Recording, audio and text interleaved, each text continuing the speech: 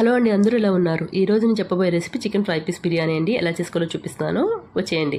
ముందుగా chicken fry చేసుకుందాము. Stove మీద ఒక కడాయి పెట్టుకుని ఆయిల్ వేసుకుని, ఆయిల్ హీట్ అయిన తర్వాత ఆనియన్, పచ్చిమిర్చి, కరివేపాకు, మసాలా దినుసులు వేసుకుని బాగా ఫ్రై చేసుకోవాలి. అవి బాగా ఫ్రై అయిన తర్వాత దాంట్లో పక్కన పెట్టుకుని క్లీన్ చేసిన చికెన్ని వేసుకుని ఒక 10 మినిట్స్ మూత పెట్టేయండి. ఒక 10 మినిట్స్ తర్వాత మూత తీసి ఉప్పు, కారం టేస్ట్కి తగ్గట్టుగా వేసుకోవాలి.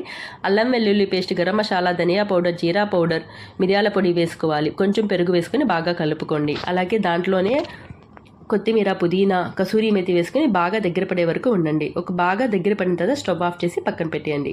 ఈలోగా ఒక కడాయి పెట్టుకొని స్టవ్ మీద ఆయిల్ వేసుకుని, ఆయిల్ హీట్ అయిన తర్వాత ఆనియన్, పచ్చిమిర్చి, అలాగే మసాలా దినుసులు వేసుకొని బాగా ఫ్రై చేసుకోవాలి. అవి ఫ్రై అవుతున్నప్పుడు అల్లం వెల్లుల్లి పేస్ట్, పుదీనా, కొత్తిమీర, కసూరి మేతి, అలాగే సాల్ట్ కూడా వేసుకొని 1 గ్లాస్ బాస్మతి రైస్కి 1.5 గ్లాస్ వాటర్ చొప్పున తీసుకొని అవి వాటర్ వేసుకోవాలి.